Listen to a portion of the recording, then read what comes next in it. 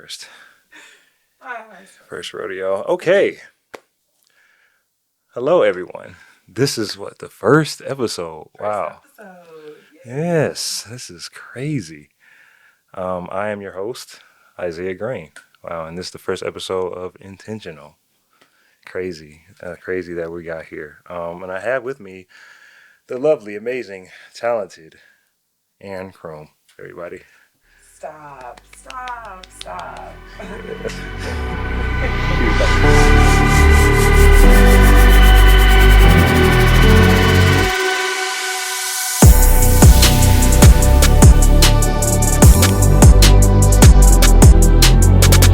Okay, and so, Erin, just tell us about who you are, where you're from, what do you do? Oh, well, my name's Erin Croom. I'm from Detroit, Michigan. I currently live in Los Angeles, though. Oh, yes, Oh, oh, yes. what was that? No, Okay, no, I was like, West I Side. thought I was giving judgment. I'm just kidding. No, that's good. Okay, yeah, yeah, no. Southern Field will be. Yeah. Yeah, don't tell And nobody. I am mainly an actor, but I've also dabbled in producing, assistant directing, Mm. and writing. Yeah, a bunch of different things. So Mm. yeah, just trying to learn the whole industry anyway. So Okay, so hmm you write in your free time or whenever you. yeah, I write when I feel like it's a necessity. Mm. Okay, Like right okay. now, a couple weeks ago, I just filmed a short film that I wrote, um, and it was more so born out of just the fact that everything happening in the industry now with strikes and Yeah, how it's still recovering. It's kind of slow, so when you don't have anything given to you, you have to make something happen for yourself. that's right. That's right. So Yeah. you have like a small crew or just. Well, actually, most of the people who helped were friends of mine and part of my Yeah. community that I've built out there. So I've been out there since I graduated college in 2018.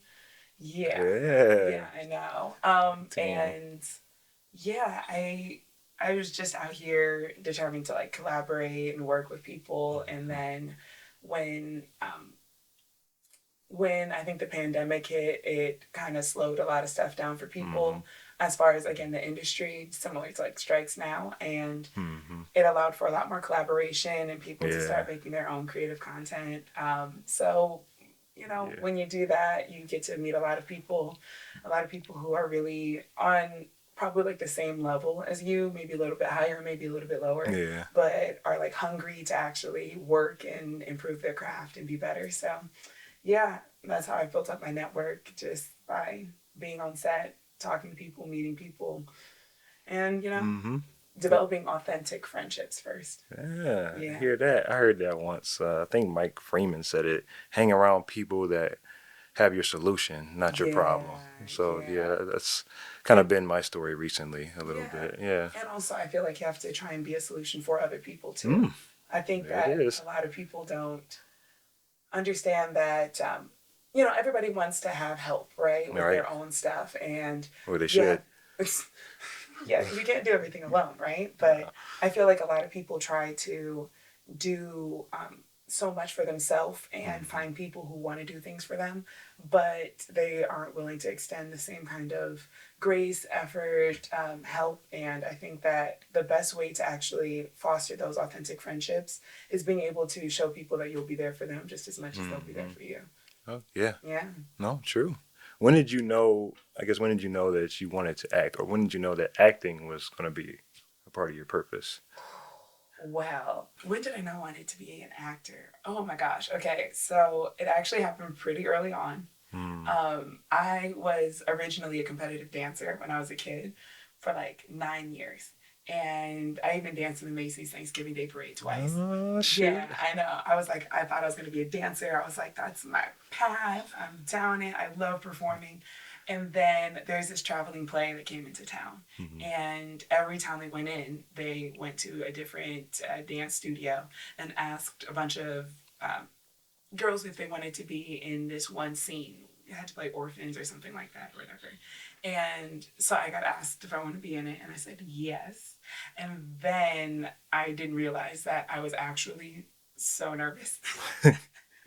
Like, when I tell you, the more that it got closer to the date, the more nervous I got. The more I was like, Mm. I don't know if I'm going to do this. Day of, I'm like going there. I'm like, I don't know if this is going to happen, blah, blah, blah. Like, I might just bail out last minute. And I just remember being on the wings of that stage, which are Mm. like the side, when you can't see people off to the side. Yeah. And I was watching the lights go down, so nervous. I was like, I don't know if I'm going to do this. I took a deep breath. I was like, God, help me. And then I just went out on stage. And when I tell you, I can't even remember what happened, but Mm. I just felt like instant euphoria. Yeah. Just just the highest high I think I've ever felt. Yeah. And when I came off stage, I was just like, wow, Wow. that was like an amazing That experience. was And it. I want to do that for the rest of my life. I'm going to keep chasing that feeling. And so ever since 8 years old, I've been chasing the feeling. 8 years I old. know, I know. I think in a certain way it's been a blessing because I've been able to really Mm. focus on what I wanted to do, and not waste a lot of time. Um, and I know that a lot of True. people really have a hard time trying to figure out what's their path, what they want to do with their life. Mm. And I just knew from so early on it was more so about convincing other people, like my parents and everybody, that it's like a legitimate career path that I was going to take and I wanted to do it. But it's paid off, so I Okay. can't be too mad.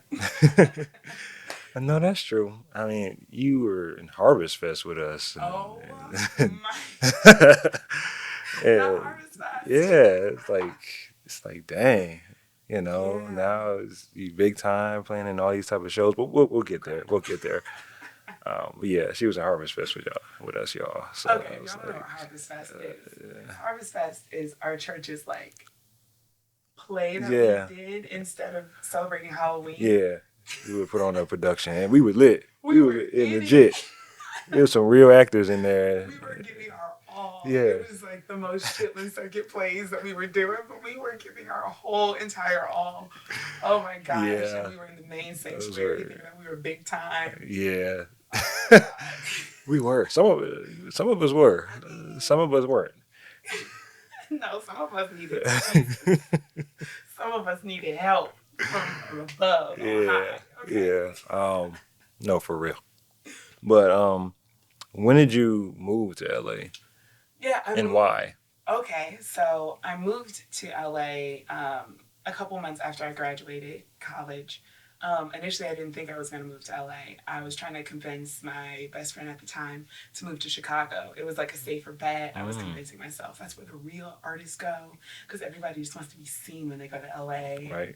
that's where just people want to go and be narcissistic. So I was super against LA. I was so against it. But really, it was just fear. Mm, Um, but I was so determined to go to Chicago. And then, like I said, my best friend at the time, she was trying to convince me to go to LA. mhm, And she was slowly trying to convince me by having me watch different YouTube videos that Issa Rae's production company, shout out to Issa Rae, mhm, her production company were putting on, talking about LA and talking about the community and the collaborative nature of LA and how it's such a unique place. And I was slowly but surely getting like indoctrinated into like the LA mindset mm. as far as like They moving got you. there. Yeah, Yeah, and everybody is like, oh, I want to be in the lights and blah blah blah. And yeah.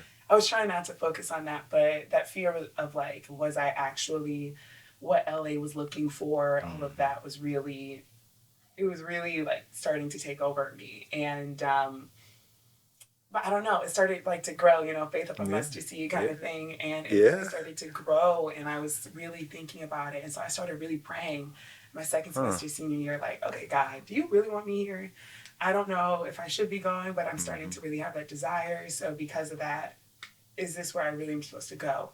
And I wasn't sure. And I remember my parents asking me where I'm moving, blah, blah, blah, all this other stuff. My mom was super against me That going had to to be LA. scary. Yeah. Oh my gosh, yeah. Because it's like, okay, it's no more like playing games. We're in the real world. You're in a real adult now. So, Yeah. yeah. And so I was really going back and forth. And my school showcased in LA, New York, and then Chicago in that order. Mm, And I remember we showcased in LA. I didn't really get that many like hits back of mm, people who yeah. were interested as far as representation. And Mm, I was like, okay, I had this feeling, but like, I didn't get that much attention. So what's Right, going right. on, you know? And I remember going to the plane Hmm. to New York. That's what it is. I was about to fly to New York from my LA showcase. And I remember it just took off. And I was thinking, I don't know, it didn't really pan out the way I wanted it to. And then clear as day, I think probably one of the clearest that I've ever heard God speak to me. I just heard, "You're not done here." Mm. And I was like, Mm.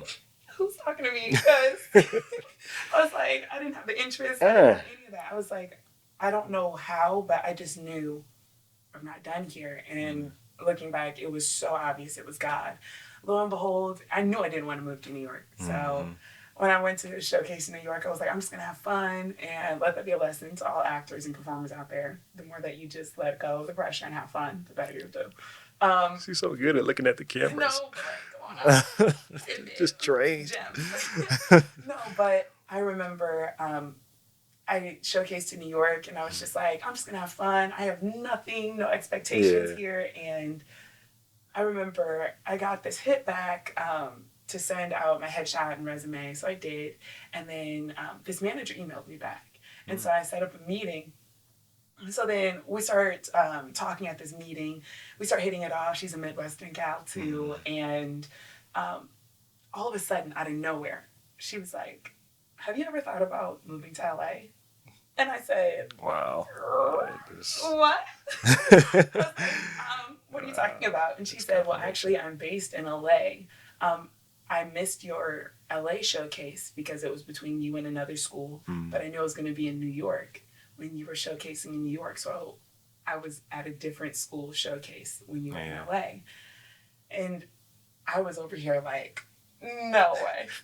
No way. This did not just No happen. way, huh? Like, that gut feeling just came Yeah. back to me, and I was like, this is it. Like And confirmation.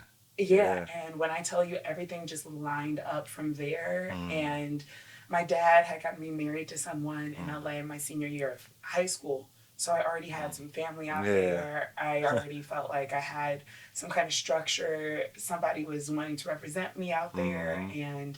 and really saw something in me at that point. And of course, me not knowing what was going to happen with my life and where things were going to go, just somebody believing in me at Yeah. that point meant so much, meant everything. So just so many things lined up, and I was just like, wow, God, God.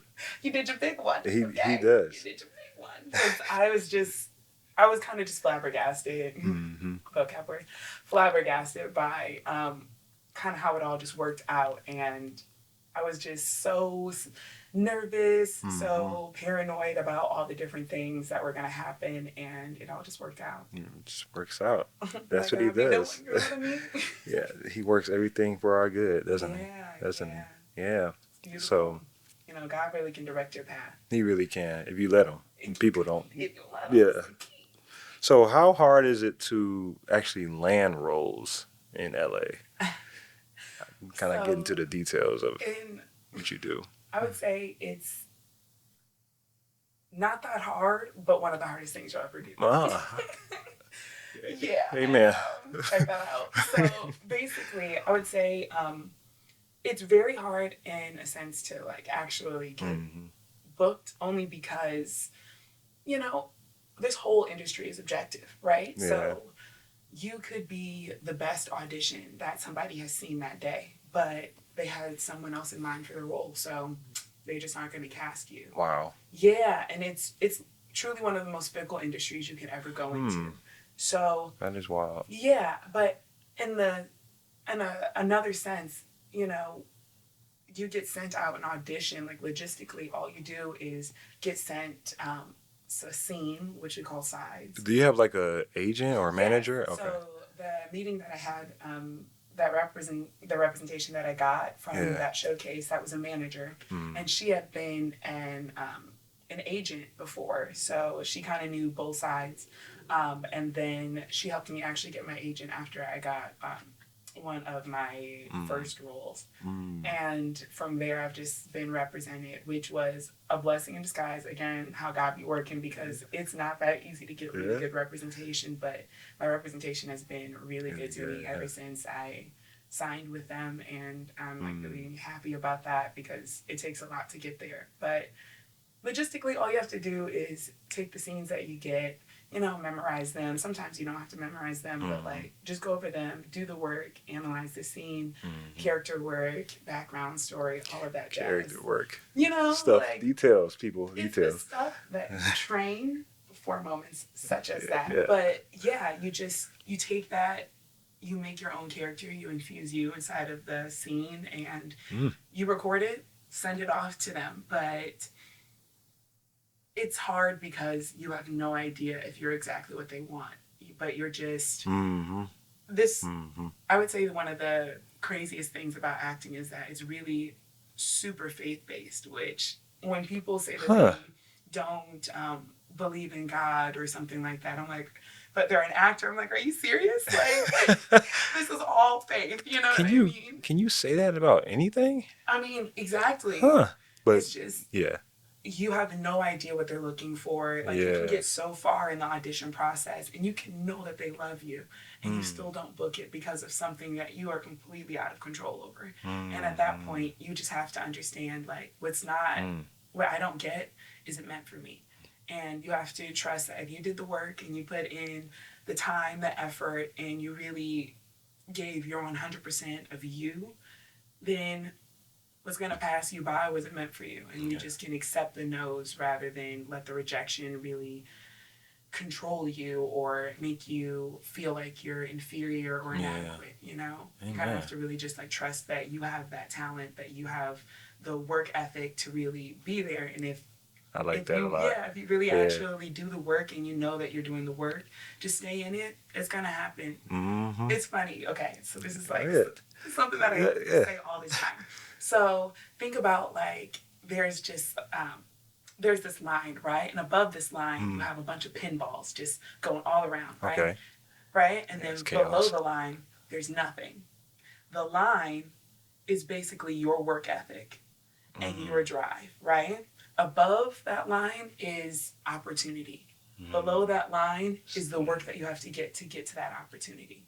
And as long as you're actually working at a level to be in the space of opportunity, you have no idea when, you have no idea how, but eventually one of those pinballs of opportunity is going to hit you Mm. as long as you're actually in the window of opportunity. Amen. So you can't be operating below that line and then thinking that opportunity is going to strike. And if it did somehow, Yeah. you're not going to be able to sustain or maintain it. Wow. So I always think as long as you're putting in that work, it's going to hit you at some point. So don't Yes. get consumed about the rejection or the delay or the Mm-hmm. detour of opportunity. Wow. Yeah. That just kind of reminds me of things I've been going through recently as well. Yeah. Like as far as thinking that I'm missing out on opportunities, or thinking that people getting married, friends getting married. I'm like, am I behind in life? It's like, nah, Yeah. God. No, you're on your own path. Yeah. So are there specific characteristics or qualities that directors are looking for a woman? I know we kind of talked about it like last week, and we talked about height, we talked about what they're looking Yeah. for. So Yeah. kind of elaborate, like kind of what are directors looking for? Is it hard to get a role? It's crazy because there's so many different steps in the Mm-hmm. process of getting casted. So you have to not only just please casting, you also have to please like directors and producers, and you also have to please like the network or like the higher producers, the studios at certain points, and that's a lot of people to please. That's a lot of opinions that go into whether or not you accomplish your dream. You know what I mean? Yeah. And so there's always like part of that idea of, am I what they want? Am I what they're looking for? Like one thing that I know for me that's been a huge part of like my like mental space in that has been my height. I am not short by any means. Okay, it's all girly. Okay, 5'10". I'm 5'11". 5'11". And 3/4. Okay, I guess that 3/4. Okay, but Yeah, I'm tall, and a lot of people in Hollywood are not tall. Hey, And I have been on set with some people that mm, we grew up watching, and mm, they Meyer. are Short. short. Ha! Take that, Kevin Hart. They are. I Nah, was I'm like, just kidding. look.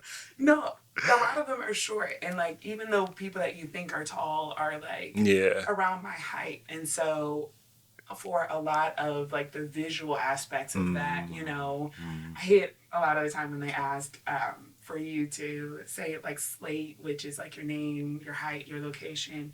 Um, I hate when I see that they ask for the height because I'm like, oh, I'm not good at this. Yikes. Except for when it's like a basketball audition, then I'm like, I am 6'5". That- I was like, it might as well be. I'm taller than everybody else. But oh man. there's different things like that where you can let it get in your head and you can really let it affect your performance and stuff like that. But why? Because you Mm. can't change it. There's certain things you can change, but there's also Yeah. certain things you can't. And you just have to do everything you can to be like, I'm Mm. me, and this is the best version of me. And because this is the best version of me, if you like it, here you go. If you don't, keep it pushing, Mm. but send me another audition. But yeah, as far as like what people look for, you never know, and there's a lot of beauty standards, especially for women, that Mm. Hollywood loves Ooh, to talk project about it. onto you, and Yeah. the people that are making the decisions like to often make safe decisions as far Mm. as like going with what's typical or what people are used to seeing or those conventional beauty standards. And not a lot of them like to take a risk, and Yeah. especially because that equates to a dollar value for them, which is crazy. But I think that the good thing is that a lot of um, people making their own content and Mm. really being able to forge their own way in this industry has been a beautiful way to allow studios and these decision makers to realize that people are interested in seeing people who are not like the toothpick, Yeah. like typical like blonde hair, blue eyed all the time, Yeah. and that people are interested in seeing like real people, real bodies, real stories.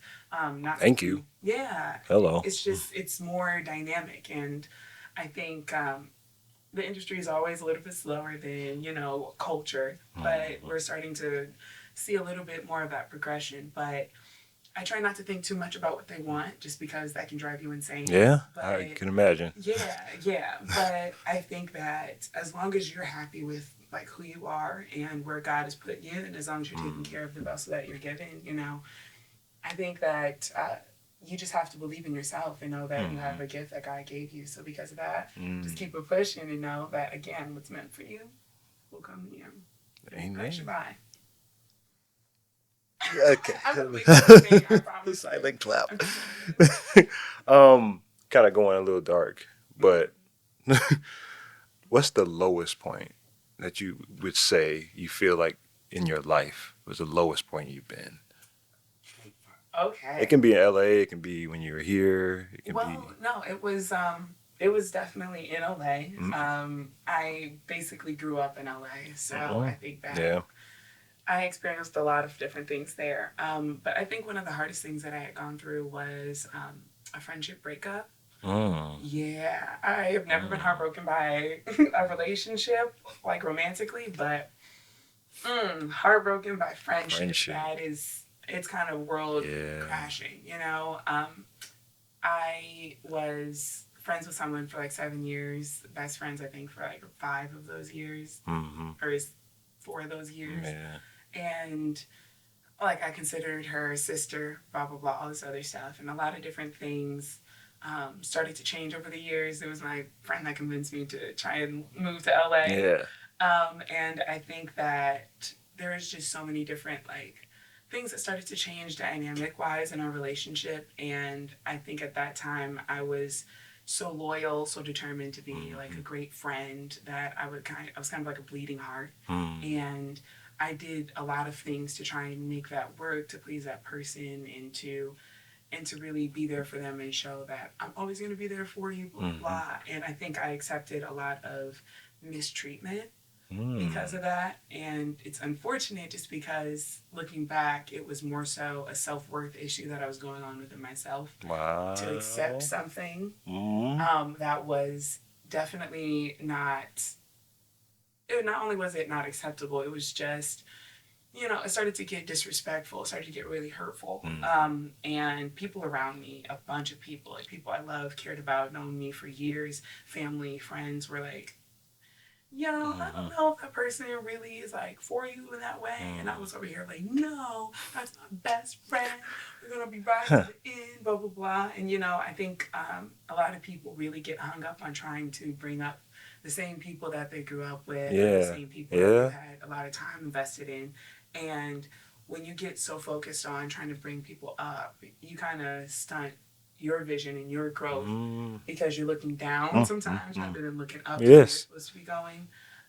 And not even trying to say the Yeah. person is down, but it was more so just, Can't bring everybody with you. yeah, you can't bring everybody with you. And I think that as time went on, I think she started to get very comfortable with being more disrespectful or more flippant about me and different things Oh, pertaining to that's me. wild.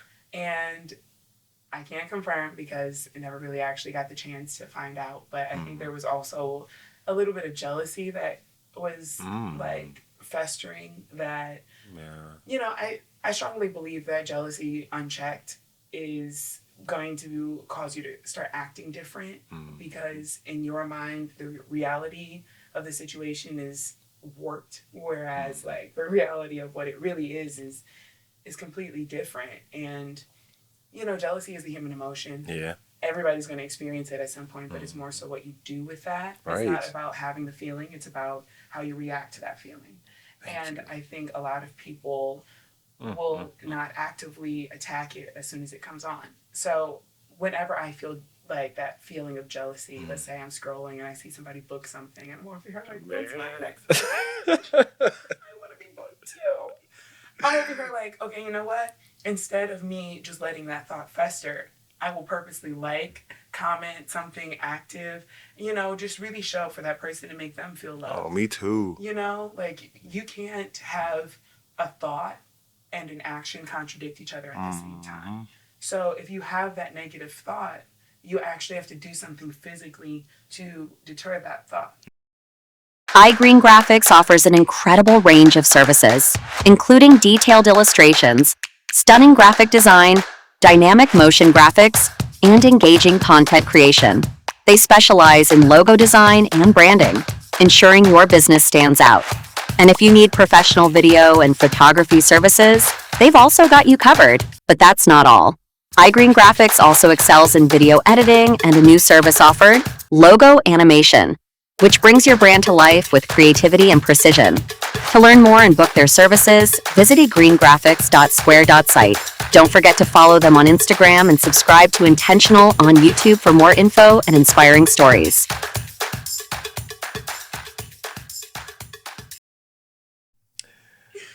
God, Yeah. when was a point where in your life you realized God was intentional or God was in control of your Mm. life, not you? Like he's writing the script and not Yeah. you. I mean, I would say it was probably when I realized that I was coming to LA Mm. and that whole Okay. process. I think especially trying to decide what city you're going to move to, Mm. like more so as an entertainer or especially an actor, but in general, when you graduate college and you're over here like, okay, it's no more like, No. safety net. Like you're really out here in the streets adulting. Like you have to figure it out. Like it was like college was like the test run, Yeah. trying to figure it out. Mm-hmm. But you're in the real world and people are going to start expecting you to really take care of yourself. And you have to find out who you are. And I think being in a certain city does influence a lot of your experience. Mm. And especially as an actor, Mm. trying to figure out where you're going to go Yeah. can determine a lot of where your career goes at certain points, And I think not really understanding what kind of person I was going to turn into Mm-hmm. based off of where I was going to be living, that was a lot of fear just like coursing through my veins, a lot of anxiety, trying to be like, okay, what's going to happen with this result, and really being concerned about, am I going to make it in this city, or what's my best chance of being in this city, you know? And Right. it can really consume you. And I think Yeah. the beautiful part about God, and another reason why I'm like, I don't see how people do it without him. Mhm. I can't even really be that concerned about what I'm doing, only because I know I'm like, okay, I'm just gonna pray, Yes. and God's gonna make it work. That's going to make it And I was happen. like, whatever I choose, um, as long as I consult Him first of all, and then if I still don't get a specific answer, that's when I know God's gonna let me make this decision. But wherever I'm going, He's gonna go with me. And I think really being able to trust that God has you, and this is this industry in entertainment and anything of that sort. And again, like I said, acting is one of the most fickle industries that you can go into. Yeah. Really having to be able to trust God, and knowing that God is going to be ordering your steps, and that He has a plan, Yes. and that if you really trust that plan, things will work out. And I think in not knowing where I was gonna, I think in not knowing where I was gonna go, I really had to understand that God is ordering my steps. Yes. And how it's gonna happen is how He wants it to happen, as long as I really trust in that. Yes. And that was that gut feeling on that plane over here, like, you're not finished here yet. And I had to really trust that. And He showed up literally within like a day or two.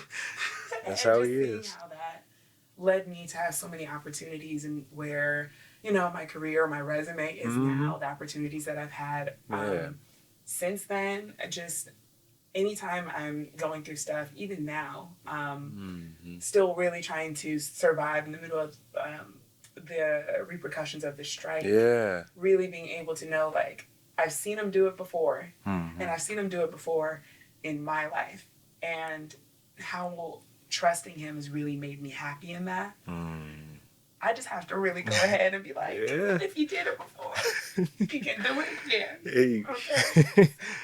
It's saying God. Okay. But that was really good. Yeah. That I've been trying to tell people that for a while now. Like, Yeah. God is real. Like, you Yeah. really have to let go of your life, you know. And He will order your steps. And we all know Jeremiah 29:11. For I know the thoughts that I think towards you, saith the Lord, thoughts of peace, not of evil, get you expected end. Exactly. Like, people, we really have to believe in that. Like, how many Christians, we say we love God, we say we trust God, but do we really trust God? Like, hey, go to LA. Yeah. I know you only have $300, but go. I was like, and But, it's funny you know. because I had to work that whole summer just to be like, okay, I'm going to be out there by the end of the summer. I'm not going to be here when the school year starts again. Like, really trusting in that whole process, like, on these timelines, on this, you know, this journey, like, it's going to happen, because it's already been proven so many different times before. But especially in that. And I think that also made me feel a lot more confident in what I'm doing, like, really being able to go into acting. Like, that's a hard thing to like, try and jump into, but really being able to be like, you know what? If God set it up like this, then I'm pretty sure He wants me to be in this, and figuring out, okay, so then why is He having me in this? Why did He place me here? You know, what's the purpose? And I feel like God will always show you either the end, or He'll show you the journey. He's not going to show you both. No. There's always going to have to be that faith and that trust, and you can't have that faith without that trust. And every time He shows up, that builds trust. So if we don't believe in the trust that He keeps on showing us every single time He does show up for us, when we can trust that we wake up and then there's going to be air in our lungs, you know, we're able to see, you know, that my teeth haven't fallen out, you know what I mean? Like, once you have that, Your breath. Like, I was like, bro, my morning breath. We gotta. Well, okay. Well, not that one. Not that breath, because that God had nothing to do with that. But I was just talking to KP about this though, about like, if God sends you somewhere, because he sent him to Tulsa. Yeah, Tulsa. If he sends you somewhere, or he tells you, gives you a vision, he's not gonna leave you Yeah. without the supplies. And just kind of like this podcast, he Yeah. gave me this vision for this like in March, and I'm like, how is that gonna happen? I mean, but look, Like, first episode. yeah, that's crazy to even think about. But Yeah. back to you though, like, but yeah, he's not gonna leave you without material. It's like God has. I've taken you this far. Why would I leave you out there in the desert? No pun intended, because Okay. But why would I leave you out there with nothing if I sent you out there? Exactly. Like, we just gotta trust that He will supply and He will provide. I think that's one of the hardest things for Christians to do, is to actually trust God. Yeah, I think something that my mom always told me about was, we can always do what we do in the natural, right? We always have to put in our own work and our own effort. But the way that we get to miracles, the way we get to the supernatural, is trusting that God's going to put the super on our natural. So as long as we're doing what we can in the natural, God's going to show up. He's going to put that super on it. And when people rely too much on the natural and don't trust that God's going to put that super, then that's when we get burned out. That's when we get stressed out, because we're working as if we don't trust that we're taken care of. Yeah, my mom says that too. Yeah. I guess so. I guess you kind of covered some, but I was going to ask, like, how hard is it to maintain that Christian lifestyle in LA when LA is how LA is? It's just, it's kind of wild out there. That's what I hear. You know what? There is, I do have to say this, okay? A lot of people love to crap on LA, and they say it's nothing but the devil. Right. Okay? We hear stuff. And I'm like, okay. But I think there is always going to be stuff out anywhere. True. And there might be more of an abundance in LA, but I think that there's also a lot of good. There's a lot of people who are really trying to make their way in this industry and really be able to represent God in that way as well. And I think that if you are determined to not be in that mess, you don't have to be in it. You can stay out of it. People never talk about that. You actually don't have to be a part of the mess. You don't. I love how your voice changes. Such an actress. I love it. People really don't understand, of course, when I went out there, my mom was like, be aware and plead the blood and do that. Yes. But I think it's when you get warned about all the different things out here and you hear those stories, and my mom will still send me those YouTube clips. So look at how this person was invited to the Illuminati. All of that. I think, some of that stuff can be out there. And if you are determined to be steadfast in your faith, and if you really have your prayer life up and that discernment up, to really be able to let God talk to you and be like, hey, don't go here, or you don't need to be around these people. There's a certain amount of the gut feelings that you have. I think those gut feelings, people say it's intuition. I think God gave us intuition for a reason. That's our discernment. And you might not be able to say exactly what it is. You might not be able to know exactly what's going on, but you have that gut feeling. And a lot of people try and compromise that gut feeling for, but if I just am at this party with this person, I'll be able to network and blah, blah, blah, blah, blah. Or if I do this thing, then think about how far it can get me. But again, if you don't trust God, then you'll be trying to bend over backwards for anything and anybody, just trying to get to the dream that God gave you, as if it's not the dream that God gave you. And I feel like it doesn't have to be that way. And there are plenty of people that I've met out there, shout out to some friends of mine, that don't necessarily look to be in that space and are really forging their way. And again, the beautiful thing about social media now, there's a lot of crazy, but I think the beautiful thing about social media is that people are able to forge their way without needing to go the traditional route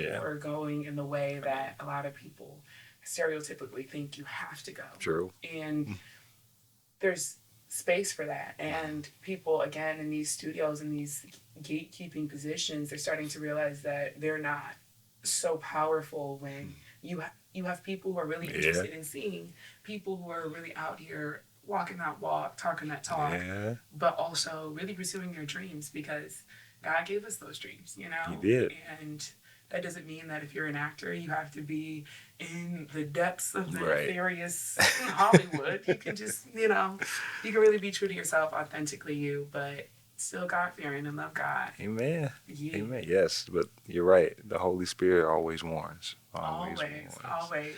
And don't compromise that. I feel Don't like a lot of compromise people that part right really try there. and compromise it or really Yeah. try and be like, no, but this, blah, blah, blah. And trust me, like, you think that you're denying yourself opportunity and turning down some stuff and avoiding certain things. And you're like, I'm missing out. I'm making it harder for myself. But Yeah. that's where that trust is. Do you really trust God? Do you really trust God? I trust God. So what advice would you give to someone like you or your younger self?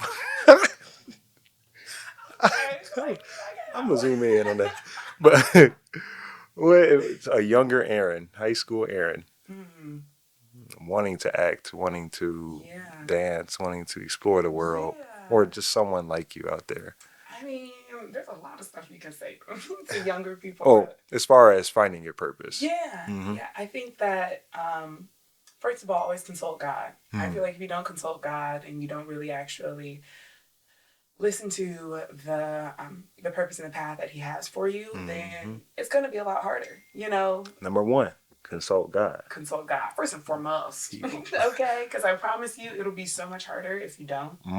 You'll go through so many more trials and tribulations that you don't have to, and then that's how people get jaded. That's how people get angry and then be yelling at God. Like, don't yell at Him. I was Never like, blame He will God. slay you. No, I'm joking. But I would say after consulting God, I think if you really feel like this is something that you want to do in anything, not just in acting, but in or entertainment, just in whatever purpose God has for you, then don't give up. I think a lot of people get jaded. A lot of people put so much in everything, and they don't trust the process. Like some of my biggest failures were lessons that I promise you next time I go through something like that, I'll know exactly how to duck, dodge, avoid these different things that I got to learn only because I was able to fail. And people tend to see those things or see those obstacles or see those hardships and be like, what's the point? I've been doing this for so and so long, like, and I haven't seen anything. I remember I had been auditioning out in LA for 2 years, doing all this stuff. And it wasn't until randomly in the pandemic did I book my first like decent credit, Yeah. And then after that, so many things happened, like one after the other. But that was 2 years of really having to figure myself out, forge my own way, really hit the ground running and not stopping. And a lot of people want to quit. They're like, and they'll give themselves timelines and be like, if this doesn't happen in a year, in 2 years, in 5 years, I'm like, did God tell you to do it or not? Right. I feel like so many people take themselves out, and it's again that window of opportunity. As long as you're doing what you have to do, opportunity's gonna hit. Just trust that it will hit. Statistically, it's gonna hit at some point. Yeah. And especially if you're aligned in what God wants you to do. And then also, to really be able to foster community. We can't do it alone, especially in some kind of industry like this. It's so fickle. It's so up and down. 1 year you can be having a blast, and then the next year you're like the most depressed you've ever been. I think it's more so just really being able to find the people who are doing it with you and really walking that walk with you and being able to lean on them when you're feeling down and vice versa. I think those are important in order to really sustain yourself, because if it's just you, good luck. I mean, you and God can make it through. Yeah. But it's not impossible. He sends people to you. He intentionally sends people, Intentionally sends people. Intentionally. Okay, let's stop. I'm sorry. No, but the church is the body of Christ. It's like the people. It's not a building. And I think that the whole point of church, the whole point of Christianity, obviously besides like God, love Jesus, and Him dying for you, is being able to experience life with other people with those same beliefs and who really are taking those leaps and having those dreams and really trying Yeah. to better themselves and find that path that God has for them and their purpose. It's not easy, you know. No. No. Sometimes God will really show up and show out and will skyrocket you so much further, but then also he'll screech you to a halt so that he can really work on you and do some things in you. And I think probably the slowest point of my career has been where I've done some of and the most growth and the most personal development. Yeah. I would say that after that like friendship breakup, I know myself way better now. I have really surrounded myself by a lot of different people than I had before, but they really value me and appreciate me and like love me for who I am without me having to bend over backwards unnecessarily. And I think that was something that I was pleading to God about in that time when I was by myself in that isolation for so long, thinking like, why did you put me here? Why did you leave me here? And I'm over here like 2 years after that looking like, thank you, Lord. Because wow, I can't even imagine where I'd be if I was still trying to hold on to those friendships that weren't serving me, and weren't aligned with me. Amen. Yeah. You're really talking to me, honestly. It's not advice for your younger self. It's like present Isaiah. It's But, always applicable. I'm talking to myself now, Yeah. It's like, I feel like so many people really get stuck on, your 20s when you're really trying to like grow and find out what you want and you're so loyal to like certain things and certain habits of certain people and certain ideas that let's say that you had time with instead of quality with. And even if quality was there at a point, you always have to. I have a friend also named Isaiah. Shout out Isaiah Frizzell. But he has his own podcast and he's a mental health coach and he talks about how you always have to meet people over and over again at the point of friendship. And if somebody doesn't meet you there and if you show up and they don't show up or vice versa, that's not going to actually develop your friendship. You're always going to have to relearn each other. Just like, you hear people talk about in marriage all the time. You're literally dating and married to and it's like with. a lifelong research paper? Is that what they call it? Yeah. It's like you're relearning them. I think Michael Todd, shout out Michael Todd, Church. Say? Love y'all. But he even said at one point, he was like, you are relearning this person every 3 months. Like you're really getting to the point of like, you have to constantly be trying to figure out people. And that applies to any relationship, platonic, romantic, familial, business. Like you really have to always be growing and you always have to really be open to people changing. If not growing, you're dying. If you're not growing, you're dying. That's the barn. Yeah. But I think a lot of people don't really want to constantly put in that effort. And we are in a generation of, especially our generation of like people who really want to get things quick, fast, and a hurry. Instant gratification. Instant gratification without any long-term investment. Man. And I think that really skews people, and that's when you have people saying, I don't owe anybody anything, like, I don't need nobody, I don't care. It's like, why don't you care? Care. Care is okay. Have feelings. It is. Feelings are okay. Where's your heart? You have no heart. Okay. I was like, God, move you. Easy moved. Okay. But I think that when we try and do all of those things, those are just protective mechanisms to not necessarily get hurt or not really allow yourself to invest so deeply so that you don't end up getting jaded. Yeah. And I think that you can protect yourself, but also don't stunt your own growth. Don't stunt your own progress. Don't deny yourself love and community and all those different things because you're so worried about, making sure you never hurt. Yeah. It's like in those moments when you're really hurt, yeah, it sucks, Yeah. but that's when you really can depend on God and you can see Amen. how God will really come through for you every time. Watch him heal you. Right? And then Yeah. not only do you watch him heal you, but then that trust, he keeps on earning your trust. He'll always be doing things to show you that you can trust him. Yeah. And it's a matter of whether or not you're actually going to allow yourself to trust him or not. Yeah. That's why he That gives us part. free will. Yeah. You know what I mean? It's That like part. it's not love if he forces us to follow him. It's not No. love if he forces us to talk to him. It's love when you really, really want to and you seek that out without searching for something instant or always trying to.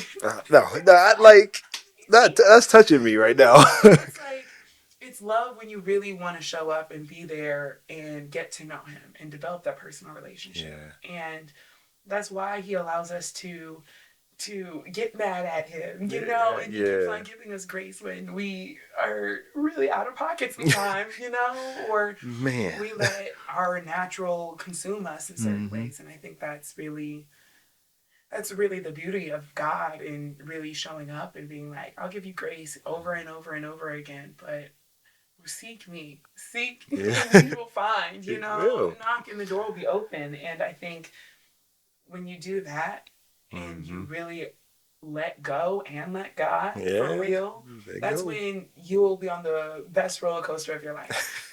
Okay, and I love roller coasters. No, I don't, but it's okay. Season pass 6 times. Okay. Anyway. Last thing. Yes. Oh my gosh, it's already. I know, it's crazy. This is nuts. This time just flew by. I know. I don't even know what time it This is. is our first episode of music. You have to say. I hate to put you on the spot right now, but you have to I say. feel like what I gotta say. You have to say, I am Erin Croom, and you're watching Disney. No, I'm just kidding. I'm Erin Croom, and you're watching Intentional. But you have to say it in a British accent. A British accent. Yes, because I need to hear this. I'm brushing. I'm brushing up on my English. Yeah. You're So brushing up on your English? yes. I'm Erin Croom, and you're watching Intentional. How's that? Should I say inside of it? Perfect like that. Sorry. There. No, okay. All right. Anybody who's British watching this, I'm so sorry. I was not prepared. Okay. No, me neither. Also, But that was I went great. to casting and that wasn't too bad. Give me a dialect coach. Hey, Bridgerton. Hey. Okay. No, this has been anyway. an absolute blast. What a first episode, just What to kick a it first out. episode. Let's just say we go back from when we were in high school doing church plays, and now fast forward all these years later, all these different things. Crazy. Yeah, and we're just like, I'm still like friends with you and a bunch of my friends from church. Yeah. And I love coming home every time, and so I'm just honestly proud to see you like taking risks and really trusting God. It really is a risk. Like, look at this is crazy, and it's only gonna go up from here. Like you took the risk, and you took the risk. Okay, yeah, we're risking it out here, but we're risking it with God, and I think that because of that, we can really just like relax in that and have fun doing this. It is, and I just enjoy the process. Yeah, and I'm gonna just keep on praying for you and like your podcast, and it really takes off, and as you really embark on these endeavors and like really chasing after what God gave you, Thank you. That it keeps on flourishing and that it happens exactly how it needs to, because this is so cool. I really appreciate this. Same with you. Same prayers for you. Like keep believing God, trusting God, putting all your confidence in God, and He will do miracles for you. I've seen it. Look at you. A walking miracle. Hello. This concludes our first episode of Intentional. Wow. Like, we made it. We did it. How do you feel? I feel good. You feel good? Kind of not good. First half, I was thinking of how I didn't turn those lights on, but it's okay. It's all right.